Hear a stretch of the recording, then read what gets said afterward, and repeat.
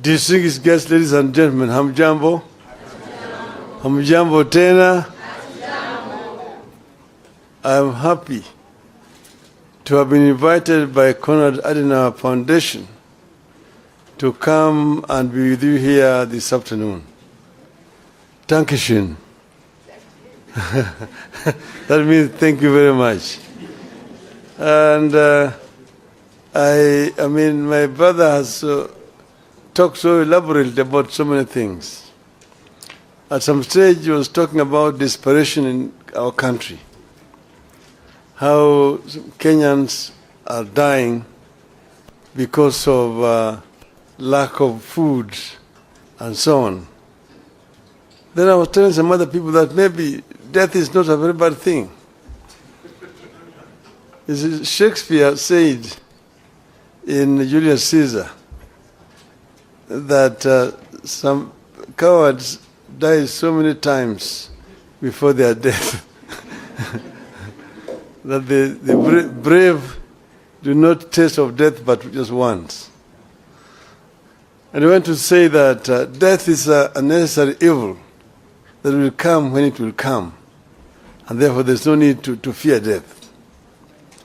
Then the other day I was talking to somebody else, and he told me, you shouldn't really fear death. He said that, look, if you are sick, there are only two things that can happen to you. Either you will be treated and you will get well, they have nothing to fear. But if you don't recover, then you will die. If you die, there's nothing to fear. Why? Because you will either go to heaven or to hell. If you go to heaven, there's nothing to worry about. You will be okay. Even if you go to hell, there's nothing to worry about. You'll find so many of your friends.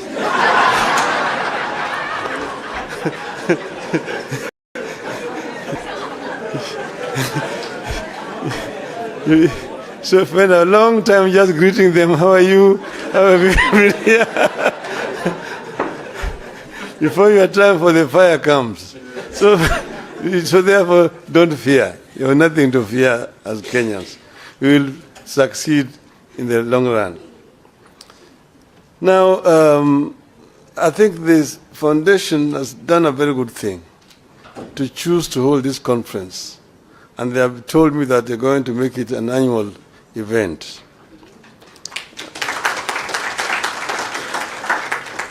So it is my real pleasure to speak to this distinguished audience at a time the country is undergoing profound challenges with no end in sight. My task is to share with you the alternative economic pathways proposed by the Azimio la Umoja One Kenya Coalition Party for the people of Kenya. I will do that with pleasure. But before I do that, let me thank the Konrad Adenauer Foundation, Stiftung, as it's called in German, for putting together this conference on the subject of transforming a nation. It is proper that a foundation that bears the name of the man who presided over the reconstruction of Germany after the Second World War should get us together so that we can discuss our own reconstruction. I happen to have been in Germany during its days of reconstruction and transformation, and I can say two things without fear of contradiction. First, transforming a nation takes hard, dedicated, and honest labor of leaders and citizens. Secondly, no nation is beyond reconstruction and transformation. All it takes is leadership. And I arrived when the war had ended, the Marshall Plan had been introduced, and the work of reconstruction was in its second phase. I have found when Konrad Adenauer himself was still the Chancellor, and at that time when we arrived, when you went to Germany, and then you went to Britain and France, who are part of the victor powers, you'd think that it was Germany that won the war and those countries had lost the war. But Germany had been devastated. Most German cities were bombed, some of them nearly to the ground. There's a city in the eastern part of Germany called Dresden. Dresden was razed almost to the ground by the British, basically, at the time when, in fact, the war had ended. But because of the anger of what had happened, bombing of London and so on, it was a revenge bombing. But the Germans reconstructed. And at that time, West Germany was the strongest economy in Western Europe. And East Germany was also the strongest economy in Eastern Europe at that time. That was basically because of hard work. I want to say that a year after our election, if you ask Kenyans, are you better off today than you were at the time, this time last year? The answer will be obvious, that we are in a deep hole. Failing policies and grim economic prospects. There is a devastating loss of trust and confidence in our economy, our financial markets, and our government. We are caught in a cycle where reduced spending power leads to loss of jobs, which leads to even less spending, where the people can't borrow because rates charged are too high, yet lack of borrowing slows growth and leads to even less credit. Credible data collected and published by the government confirms all this grim news. And this meeting is taking place as a day after the State of the Nation address by the President. I'm going to try to answer some of the things that he said yesterday. But this is not a response. At the Hustler Fund, which was supposed to support households and micro enterprises, default on payments at a higher rate than those at the commercial banks, SACCOs, and microfinance. Out of the Hustler Fund's outstanding, that is 10.2 billion shillings worth of loans in the last 9 months, 29% is deemed to be portfolio at risk, implying it has not been serviced by the borrowers as per agreed schedule. This means that borrowed amounts worth about 2.9 billion shillings in Hustler Fund loans fall in the category of non-performing loans. Job cuts are back to the rate where they were during the COVID. According to the CBK survey, more than a quarter of chief executives expect to cut jobs before the end of the year because of increased operating costs and softened demand for goods and services, setting up families for a gloomy festivities period. The Central Bank of Kenya is the survey that targeted CEOs of more than 1,000 private sector firms through online questionnaires shows that 26.3% of those surveyed expect to cut their workforce between now and the end of the year, while 63.5% will not be hiring any new staff. At the Nairobi Securities Exchange, some 6,256 foreign investors fled in the last 9 months. This is 42% of foreign investors in the country. This exodus is a result of the rapid but unstable tax policies that are scaring away foreign investors and leading to low revenue collections. In October, the same National Security Exchange was ranked the worst performing African bus in the first 9 months of the year in dollar returns. Investors prefer a country with a stable taxation policy, a stable currency, and a growing economy. The current regime is changing tax policy frequently, mismanaging the shilling, and weakening economic growth. Kenyans are ditching mobile payments.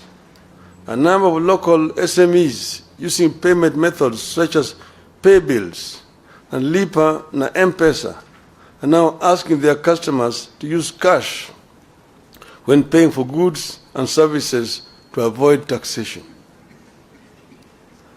Fuel consumption fell rapidly between January and June, dropping to the lowest levels in the more than 5 years. Up to 85% of firms are not paying corporate taxes. At least 8 in 10 companies in Kenya did not pay taxes on earnings last financial year. This signals a tough economic environment that hit sales, prompting some businesses to scale down operations.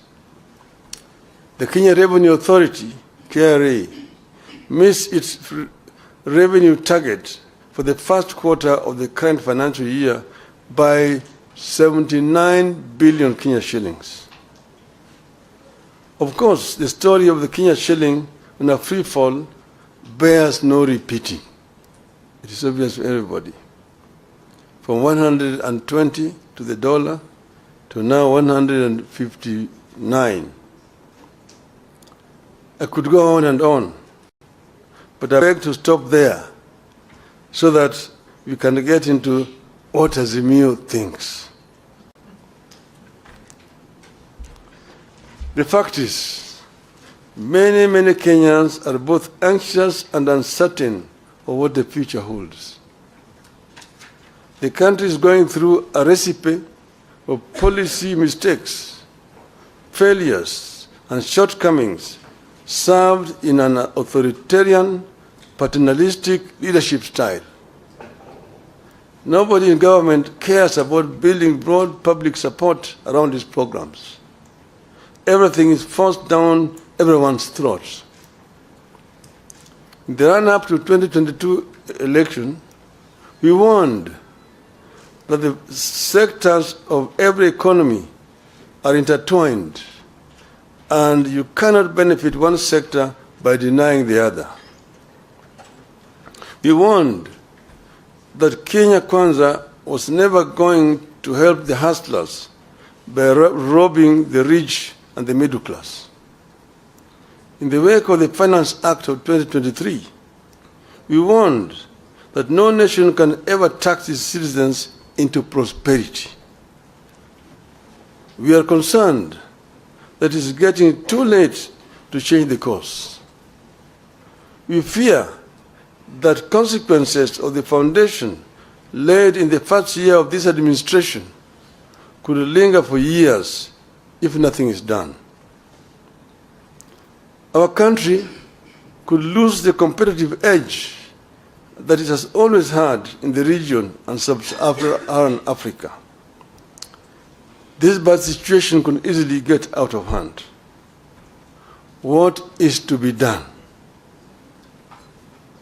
For us in Azimio, reduction in the cost of living is a priority economic imperative. This will be achieved by providing some basic relief to citizens, including reduction of taxes and stimulating production. To release resources to achieve these objectives, government must cut the budget by an estimated 500 billion shillings. The current policies have hit low-income families particularly hard.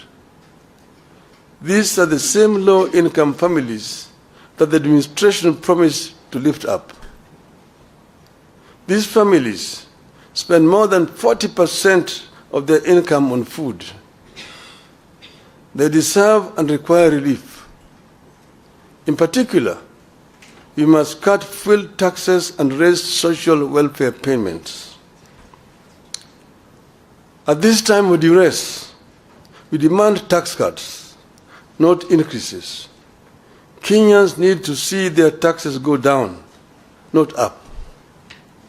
We believe the current taxation regime is not sustainable. We warned at the beginning that beyond a certain point, increasing taxes leads to lower collection. It has become real as Kenya Revenue Authority misses one revenue target after another. Tax on fuel is up, but fuel levy collection is down. We were doing this as a result of our experience when we formed government under NASA. Under NASA, we found an economy that was stagnant, and the growth was negative. Revenue collection was very low, and the Paris Club had actually clamped down on the government. So the government was actually just limping. And when we came into government, what we did was to address the two sides of the balance sheet, income and expenditure. We found out the government was collecting 200 billion shillings of all that was being collected. We looked at the sources of revenue, customs duty, income tax, the VAT, and so on. And then the other side, expenditure,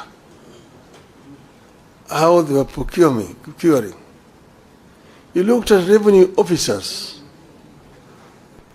those officers in the customs, in the income tax department, in the VAT, and procurement officers in all the ministries. They were the boys in town. They're the ones who are buying apartment blocks in town, the ones who are driving the latest models of cars, Mercedes, Toyota, what have you. They're the ones who are building castles in rural areas. They're the ones who are building high-rise buildings in village markets. If you did a lifestyle audit, you're able to catch them. And we did lifestyle audits and caught very many of them. We sacked some we sent to jail. And all of a sudden, revenue rose up. From 200 billion shillings, within the 6 months from January to June, we went up by 100 billion shillings. We collected 300 billion shillings. So we said, the answer is not to increase taxes, but to spread out, widen the net, and lower the taxes, and we get more revenue. The following year, it went 500 billion, 700 billion, 900, we reached 1 trillion. We were able to finance most of our budget from local resources without having to borrow from donors. 95% of our development expenditure was coming from local revenue. And that's why we were advising the inadvisable that you don't have to increase taxes to get revenue. Procurement, because you can raise revenue, but it all just goes into people's pockets. We found that under Moi, there was a procurement law which says that any item above 100,000 shillings had to be procured competitively. In other words, you have to advertise in at least 3 newspapers. There must be at least 3 bidders, and you procure competitively. Each and every ministry has a procurement officer seconded from the treasury who was in charge. We found that each procurement officer had 3 companies registered. And there was a kind of a cartel and a collusion. The one in Ministry of Finance is supplying Ministry of Education. The one in Education is supplying health. One is health is supplying roads. One road is supplying agriculture. And if you are the tender, there will be 3 companies. All those 3 belong to one person. And of course, the building, the commission, which is shared among various commission officers. An item that's supposed to be procured at 100,000 shillings goes for 5 million shillings. And that's where the money is being lost. These ones, again, we did lifestyle audit. We sacked some of them. We jailed some of them. The government was now procuring competitively. And that is how we manage that economy. So you need to stimulate production. Interest rates need to come down in order to stimulate economic activity. This is particularly urgent and critical, given that in the Finance Act of 2023, the regime is pursuing higher spending and taxes for the next 2 years. Businesses will obviously pass the costs to consumers, worsening the cost of living further. We needed to invest in direct relief to individuals through programs that put money directly into the people's pockets. Which is why we asked the Kenya Kwanza to continue with and expand the Kazi Mtaani program. And it can be expanded the way we did it ourselves there, Kazi kwa vijana, to the rural area.